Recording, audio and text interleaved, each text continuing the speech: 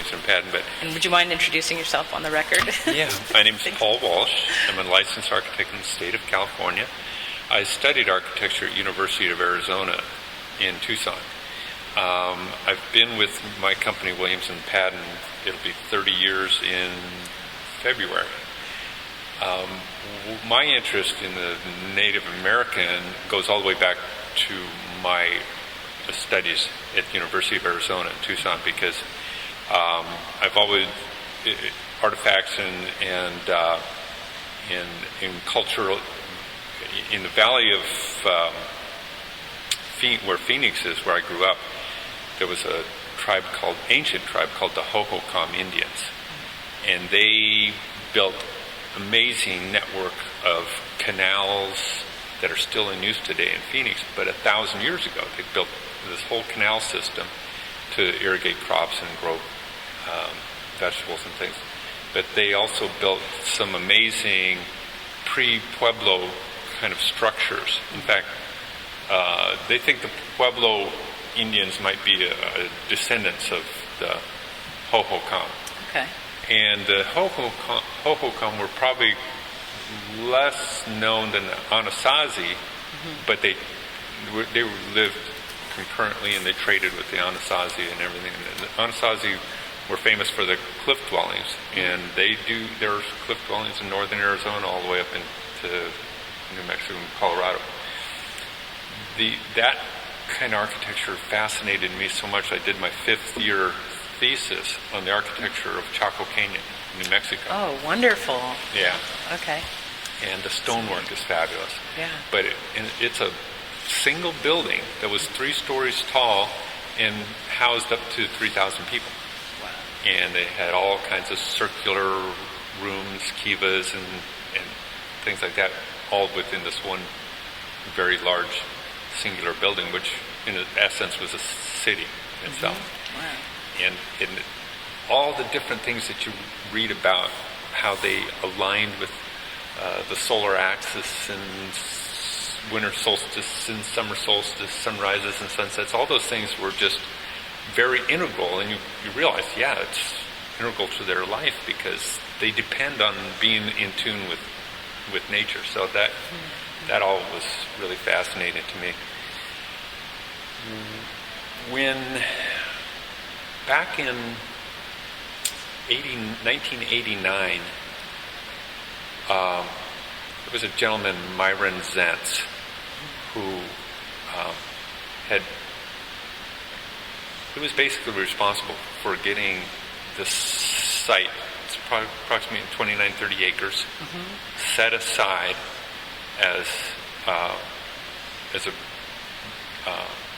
reserve because of the cultural artifacts that he was.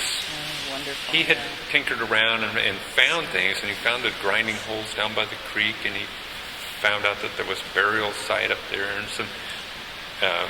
He was kind of an amateur archaeologist, but not really. He was more of a scavenger collector, which most people will say you don't want to. Person who grew here and poked around. Exactly. So you can't hold it against him that he had scavenged and looking for arrowheads and things like that. But what he ended up doing was going to the City of Roseville Parks director at the time in 1989. That was Ed Mahaney. And he said, Ed, you've got to save that site. And the developers who developed Olive Johnson Ranch they were going to have roads and houses and everything else out here. He said, no, you've got to save it. They preserved it. Actually, they were successful in preserving it in the early 80s. In 1989, he comes to Ed and says, we need to build a museum out there. But he had found that there was an old, unused portable building that the library had. He wanted to just move that over to the site. And Ed said, no, it deserves more than that. And, just a portable building placed on the site isn't going to be enough. So that's when they sat down and said, let's get an architect involved. He called us. I volunteered for many years, because I ended up being on the foundation and all these other things. We had regular meetings. We'd talk about what wanted to be in the museum. So a lot of this is a labor of love for you, yes. is it? Oh, yeah. Wow. That's great. I'm so glad that you had such keen interest. For so many years, we'd talk about what does the museum want to be. Well, first of all, it's just going to be an interpretive center because they wanted to be able to, and they were already taking children, school kids, on tours through the site, and they'd go over and see the Bear Claw Rock, and then go see the petroglyphs, and then go see the grinding holes down to the creek and everything. And Myron would give these tours, and pretty soon he'd get a couple of people that volunteered to be docents, and so he had other people helping give those tours. And he just needed a place, that also explained things in more depth than he could just walking around the site. A little bit more in the background, and then also he had extensive collections himself of artifacts, not only Maidu and artifacts from local, but artifacts he had collected in other areas as well. So he felt it was important to preserve those. We had formed a nonprofit foundation like in 1991 or so, and started submitting for grant funds and things like that. The city of Roseville at the time had the old hospital that they sold when Sutter bought it, and then ended up moving out to their new facility. And then, when Roseville sold that hospital, they took that funds, the profits from that, and set up a foundation for giving out, for making giving grants to different organizations in the community that applied and showed some kind of substantial need. Yeah.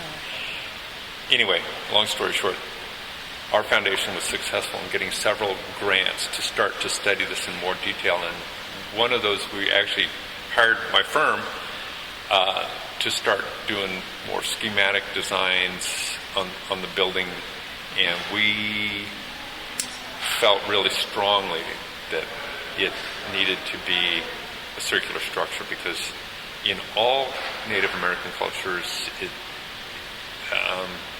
the circle was very sacred. It was the circle of life, the planets, the sun, the moon.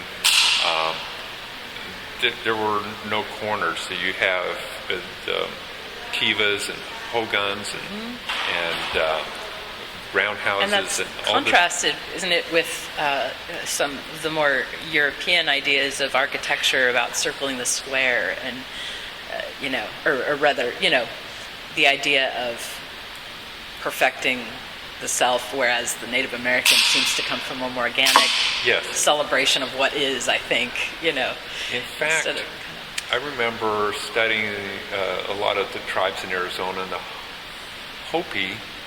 Hopi Hogan dwelling was a Hogan, and it stacked up logs, but essentially made a circle and a domed roof.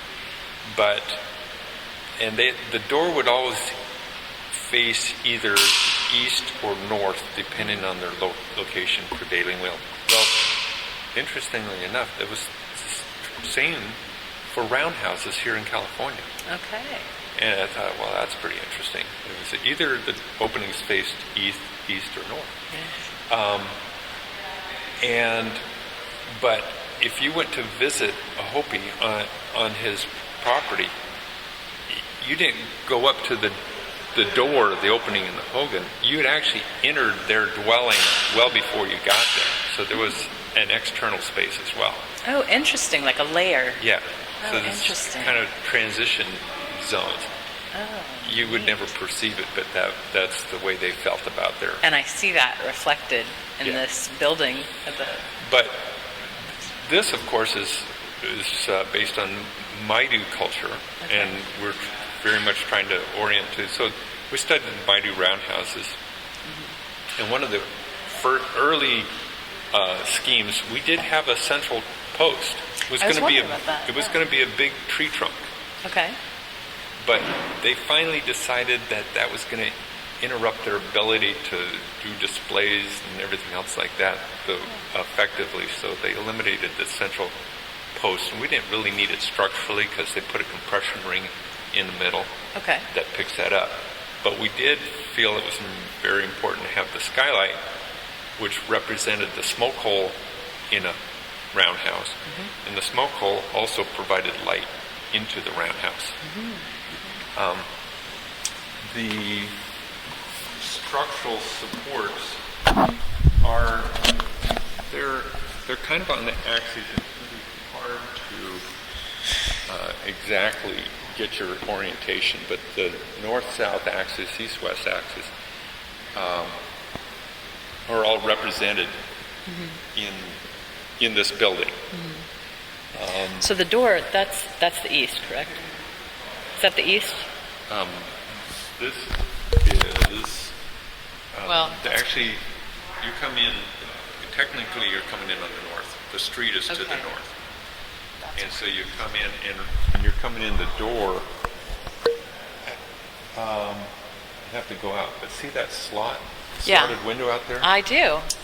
Okay, that. If you stand in the middle, you mean that little space, not the window, but the space in between the bricks? The space, the blocks. Right, exactly. Okay, yeah. Out there beyond the beyond glass. the window. Good point. Yeah.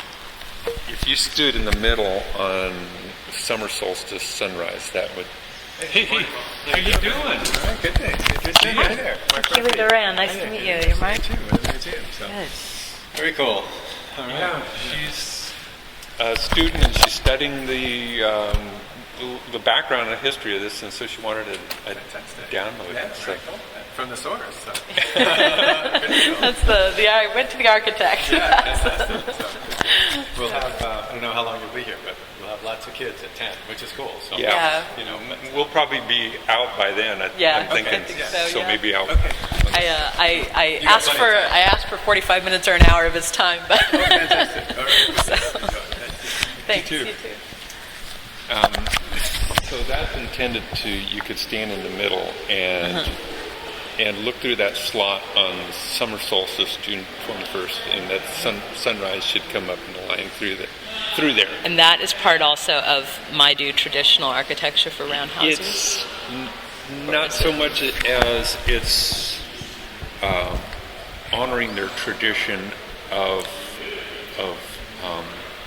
celebrating the solstice. Wonderful. Okay. Yeah.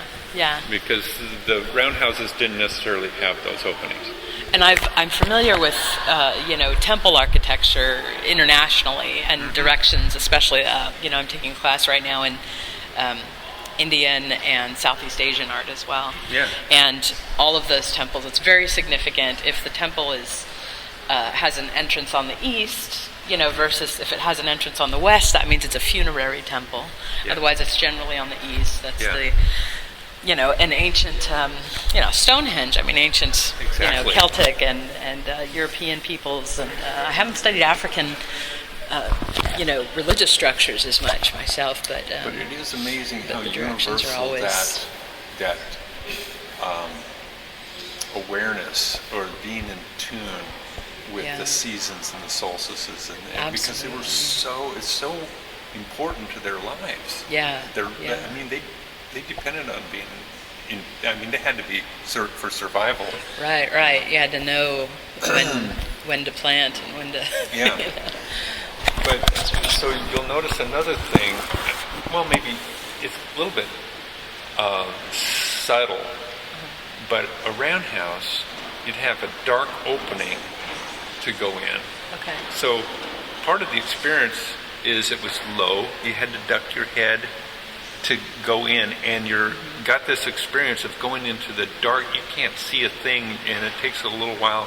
You go through this opening, you come into the ceremonial structure, and then your eyes start to adjust because there's light coming in through the smoke hole. Yeah. And then you can see the interior. Of course, we couldn't force people to bend down to come into the building. Yeah, The code yeah. would never allow us to do that, but we tried to get that feeling that you're coming into a darker aperture So it before you is. enter. That's one of the reasons there isn't as That much. exterior promenade or arcade on the outside before Yeah. you come in the door, instead of just putting the door out there, Yeah. wanted to. It makes me think of have the a experience. mother setting her arm out to invite her child to come nestle next to her. Oh, nice. It's very, I was thinking, I'm a poet. I can't help but I think like in these terms. That's how I was thinking, why is it like that?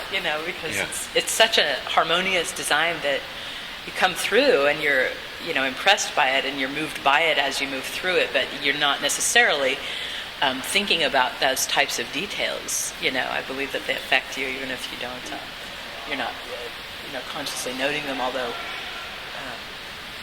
I like to. Yeah.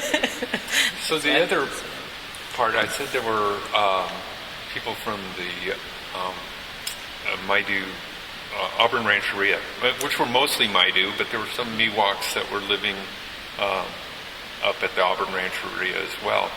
And now the Miwoks lived south, down toward Jackson, and there's a great Grinding Rocks State Park where they've got some I went there as a kid, traditional roundhouses that you can go in and look at. Yeah. And they're built just like traditional roundhouses. And Yeah. I'm not sure if any of them are necessarily historic and preserved, or if they were built from. Oh, right. I'm not sure, but I know that I think that they're currently used. Yeah.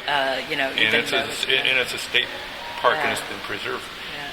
But when we were doing all this planning in the early 90s, it was before tribes had gotten the ability to open casinos and generate income that way. Right. So most of the tribes were very poor.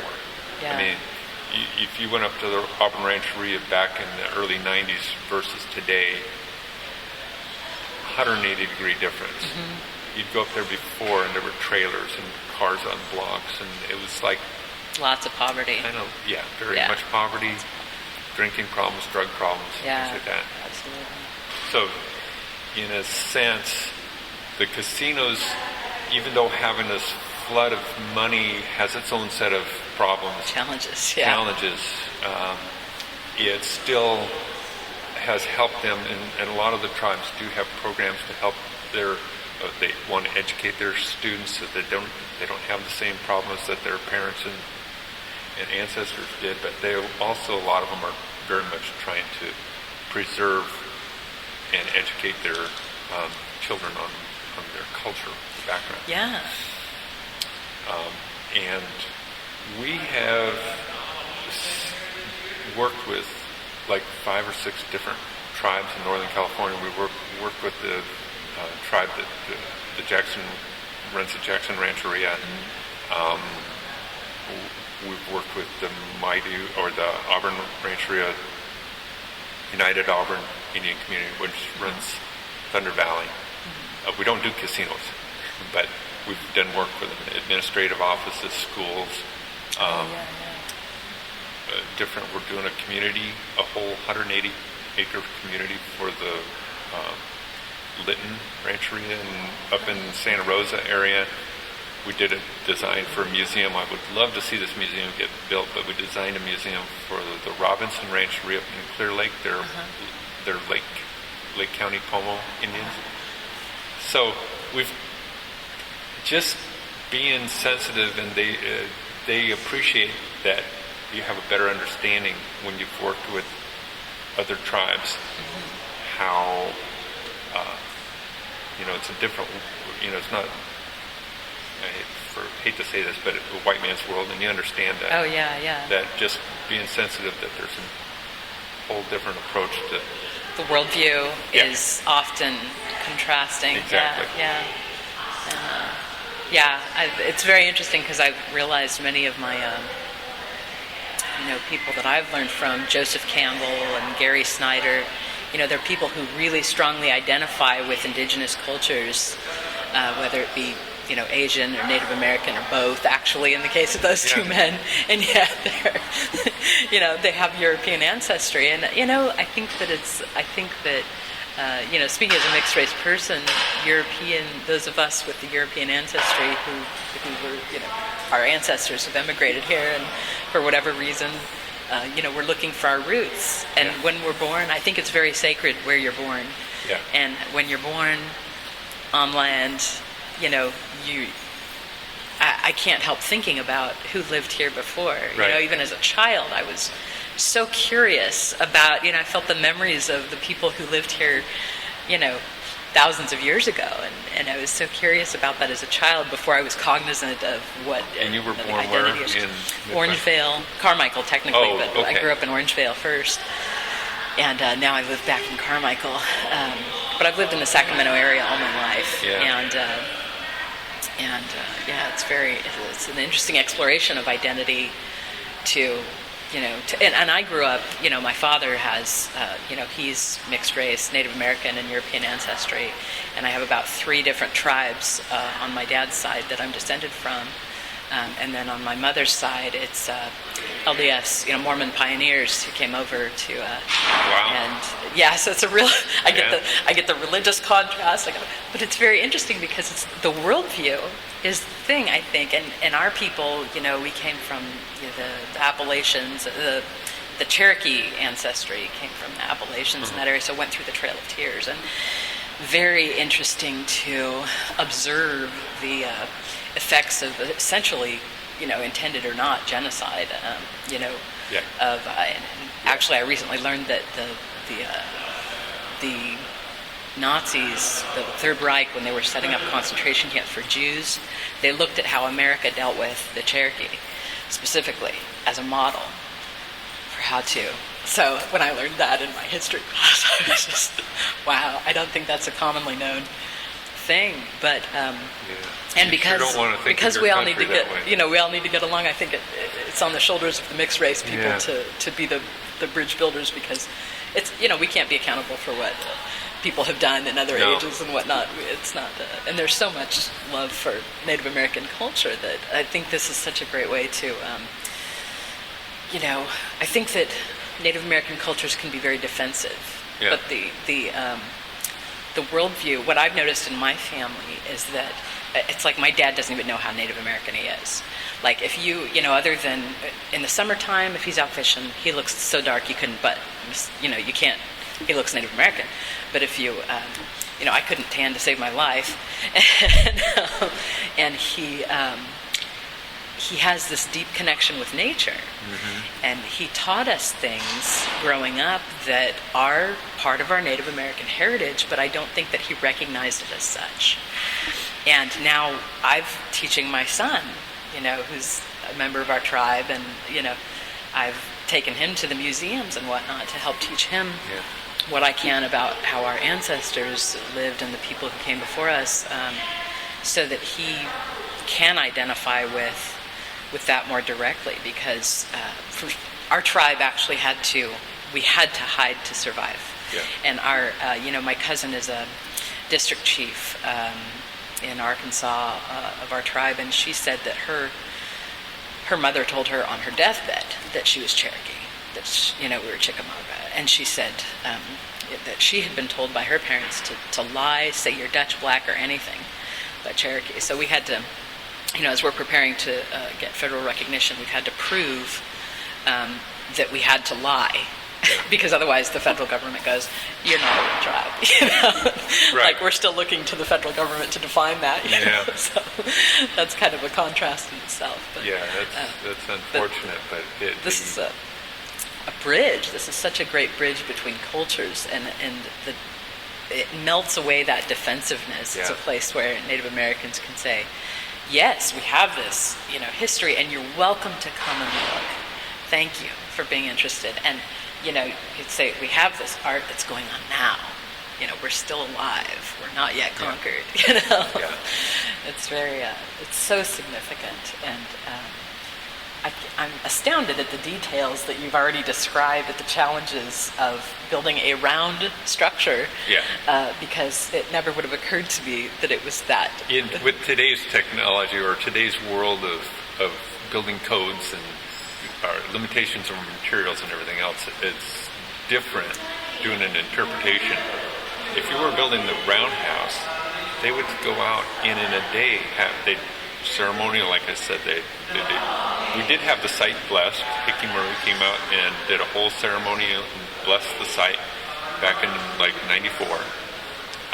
So that was well before the construction was even started, right? Yes. Okay.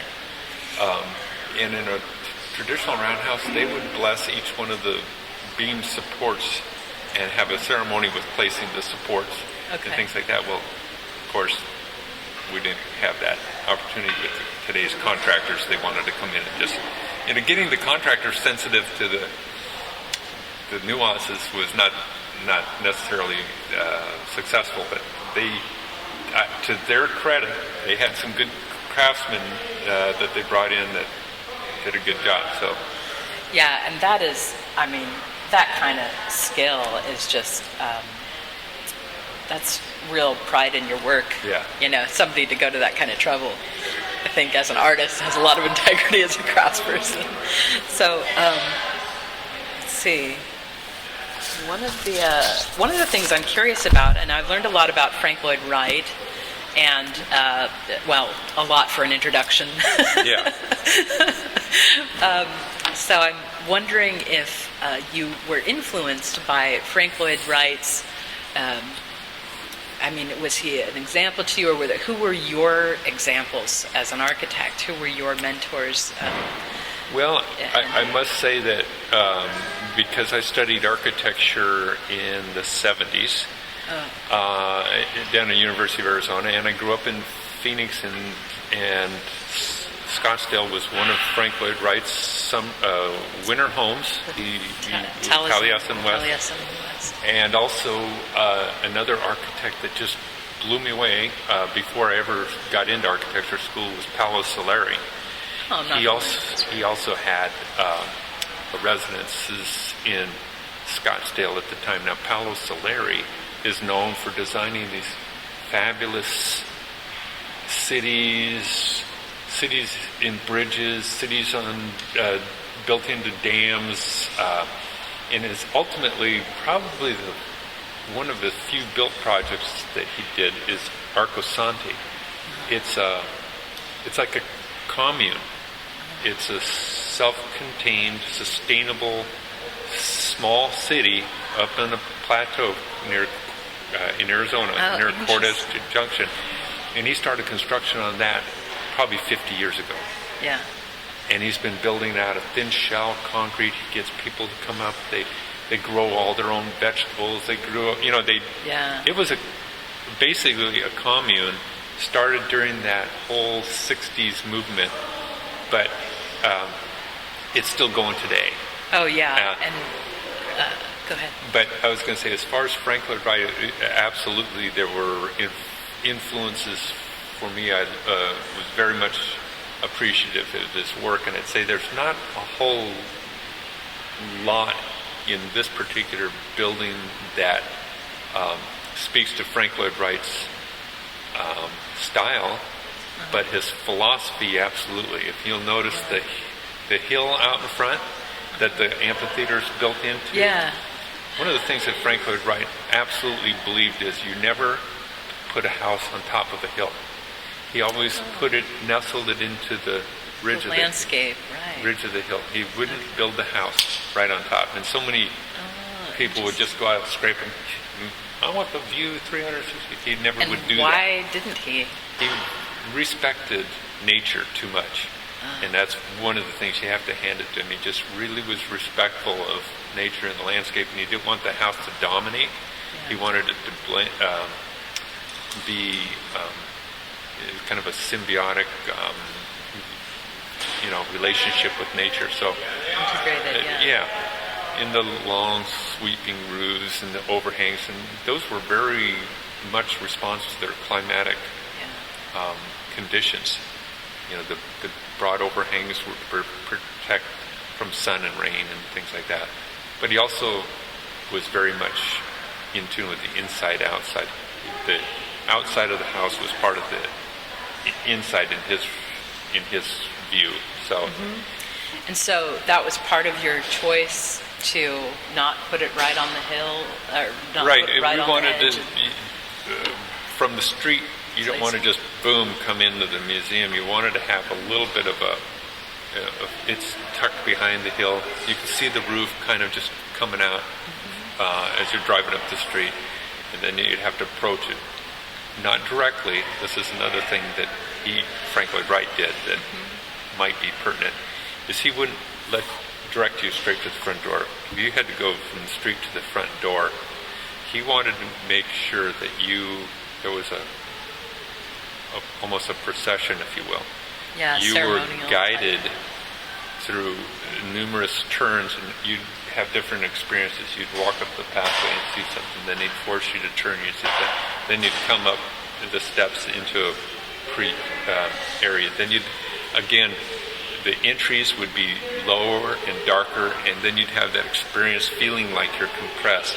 And then you get into the room, the bigger spaces. Yeah. So some of his rooms, the spaces, the ceilings are lucky if they're 7 feet tall. So he did he put you through sensory experiences.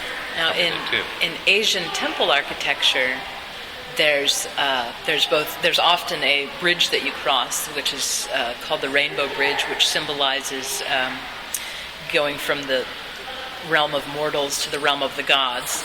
And then there's often a hallway that you go into before you go into what's called the womb hall. And where in Hinduism, it represents, like, there's the lingam and yoni inside, which represent the generative powers of creator and creation. And so I see like that kind of, ceremonial entrance, that procession, and then the room-like nature of the interior of this, because there's no windows that I've noticed, in this particular main area that, or from the outside that I can see, there's no windows. And I thought, well, that's really interesting, because it's very different than, what I'm learning about. A lot of modern architecture is focused on transparency, and when the steel and glass came about, and architects went, oh yeah, we can wrap this, and it had to be totally transparent. And there's a couple of reasons. Light. That's very interesting. One is roundhouse and it had no windows. The only light was coming through the. But another reason is that if you're displaying art or artifacts, artifacts are light sensitive, so you don't want they can degrade with UV exposure, so you don't want to have UV. And a lot of the cases had to be designed specifically to meet the state archival requirements, and if they were going to get wonderful, that's neat. Okay. Yeah, dehumidifiers. I work in a library, and I'm going to get my master's degree in library and information science after nice. I'm going to double master in art history. And awesome. So I love archives, and so that's wonderful news. Yeah. And go on. Well, so they had to meet those requirements. Certain cases, especially if they're going to get things like baskets and things on loan from the state or different. I was going to say other places, but I'm starting to get some of the work we've done with the Pomo tribes. Pomo tribes were amazing basket weavers.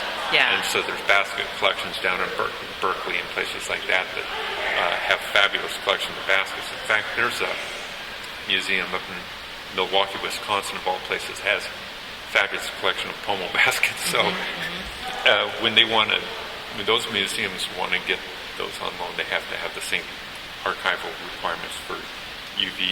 I'm so glad they have that. Yeah. Humidity controls and things like that. That brings me into a question that I had that I've added since I wrote those initial questions. Yesterday we toured the California EPA building. Yeah.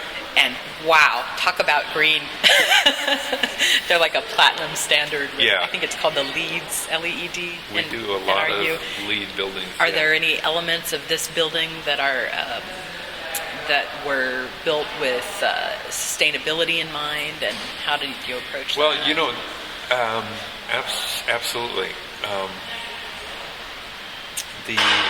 Most of the materials that we use in buildings, whether it's carpets, upholstery, there are a lot of what ends up going into a LEED building you have to go back to the manufacturer. Like in years past, somebody wanted to get a carpet. They wouldn't care where the nylon came from. They wouldn't care how it was produced. They wouldn't care how it went down. And a lot of materials, fabrics on chairs, things like that, will off-gas. They have foams. The carpets had adhesive, would be put down with adhesives that had VOCs and they off-gas. So you had indoor air quality issues, things like that. We had a real hard time in the early 90s even finding manufacturers, because we did a large LEED project. Actually, in the early 90s, LEED didn't exist, but we did a project for SMUD, their big customer service center. We incorporated natural daylight. We incorporated... Oh, is that the one on 65th? 62nd and S or 65th? And the freeway, yeah. That's a beautiful building. That was on my list of things to consider to find the architect for. So my dad worked at SMUD for many, many years. Okay. And he worked there before that building was built, and then he worked in that building. Yeah. And so art we gallery, preserved the grove of trees that comes into the lobby. We put in operable windows that was unheard of in those days. The mechanical engineers were screaming. We put in underfloor air distribution. All these things that 15 years later, when the USGBC, actually it was about 10 years later when USGBC first established LEED for buildings. Mm-hmm. That building we applied for and got what they called LEED for existing building, a certification, and we got the highest level, LEED Platinum for existing building. It's wonderful. For a building we did 10 years before LEED existed. Yeah, that's great. Really progressive. Yeah, so that was... really progressive. We've always had that kind of mindset. Whether it's paying attention to the orientation, you can do just a simple home design. And if you're paying attention to the orientation, the prevailing winds, things like that, they can be super energy efficient without introducing other things like solar panels and stuff. You can get very efficient just in the house itself. I mean, in the structure itself, whether it's a house or a building. Natural daylighting, you mentioned you were surprised, but natural daylighting, controlling natural daylight is a critical element in energy savings, because if you can get natural light into a space, it's why the grocery stores and the Walmarts and things finally learned that they started putting skylights on their buildings, because the skylight let in flooded natural light into the space all day long, whereas before they started doing it, they'd have to have artificial lights on all day long. Yeah. Okay? Yeah. So just the concept of being able to reduce your electrical load, reduce the amount of lights you need in the space. The lights put off heat, so they add to the mechanical load that you have, the amount of electricity used to cool the space. And in a modern office building, you have bodies of people, you have the lights, you have computers that are putting off heat all day. And so those spaces need to be air conditioned all the time. So anything you can do to reduce that heat that's being put into the space helps you save energy. I'm getting way off track. Sorry. It's wonderful, actually, and that brings... I'm just curious because I thought I saw, and I could be wrong, but I thought I saw the Whole Foods Market on this website for your company. Did you guys do that building on Eastern and Arden? Yes, we did. I go there all the time. That is my favorite grocery store. Yeah. The Bel Air's great because the people are awesome. The building. Yeah. I remember when they were building that, I was thinking, wow, who is building this? Yeah. What a wonderful building. And I... They were... Yeah, that's on my list of really great buildings. But so let's see. Do you want to walk around a little bit and talk about details, or was there more in my? I guess I should look at my questions. Actually, I think we've gone through most of what you're. Oh, I did have green on there. Okay. Yeah. We talked about the site.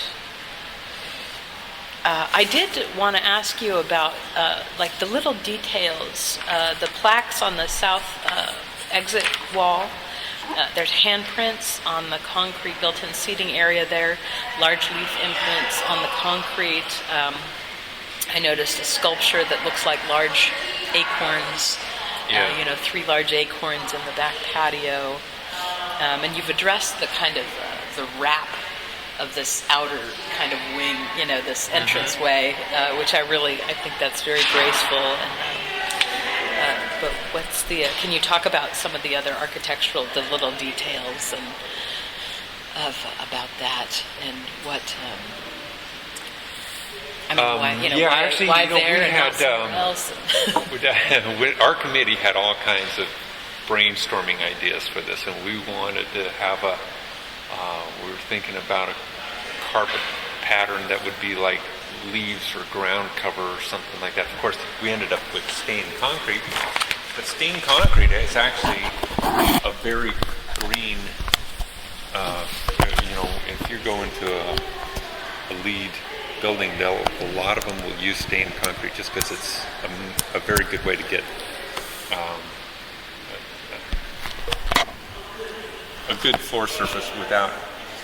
And the more materials you use when you're building a building, like if you put down the concrete and then you put down the pad and then you put down carpet and all those kind of things, the more natural resources you use, the more potential for off-gassing, adhesives, all that kind of stuff. So stained concrete is a very green material. But they wanted to do imprints of all the animals that were native to this area, and I think some of that kind of stuff just fell through the cracks. They were going to get beaver footprints and raccoons and deer and whatever was native to this region as much as possible, try and get imprints.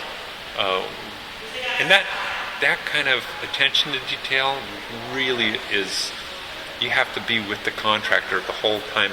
Now this is the way it goes because it's almost impossible to and so some of those things kind of fell through the cracks. But there are some of, like you say, some of those things that got put in.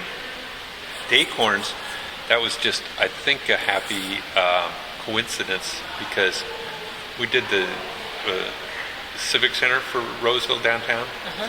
And if you walk in the lobby, part of the city was very conscious of incorporating art into the building of the Civic Center. So you'll notice there's a sculpture in the rotunda of glass oak leaves hanging from strings. Oh, I need to go see that. Yeah. That's wonderful. And then on the floor all around are these giant acorns. Oh, neat. Yeah. And then there's also patterns in the floor too of leaf patterns. We didn't have the budget here that they had, but but the same artist, I think, they were able to secure a few extra acorns, or get the same artist to do the acorns out here. Yeah, that was neat.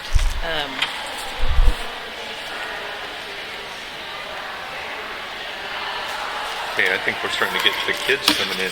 I think we are. Did you have any final comments or anything is there anything you would have done differently that you needed to compromise on because of budget or other people's, input? Yes, we would have loved to have a wood beam ceiling. A wood beam ceiling?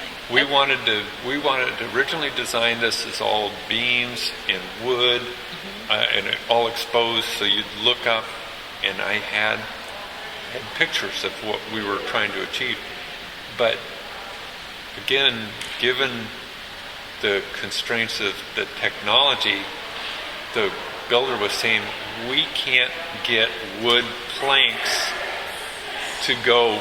You have two beams here, and the planks would all have to be, they can't just go straight across because you don't get the curvature on the top. So it would have been a segmented roof. Instead of a round roof, we would have had a segmented roof. Like we could have had 16 straight segments, Yeah. like an octagon times 2. Yeah. So that was I didn't want you But that ended up being the compromise. All right. So there we have it. Did you want to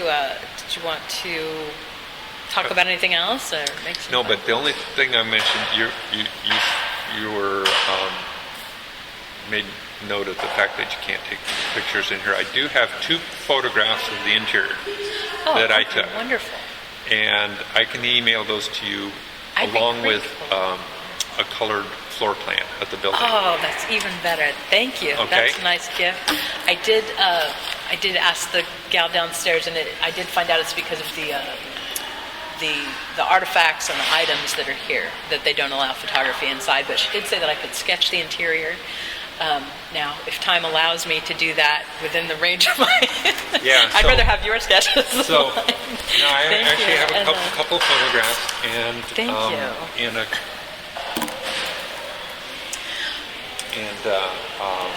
colored floor plan that's digital. I can attach those to an email. And, perfect. You can open up. I can. Probably be all like JPEG files. Thank you again.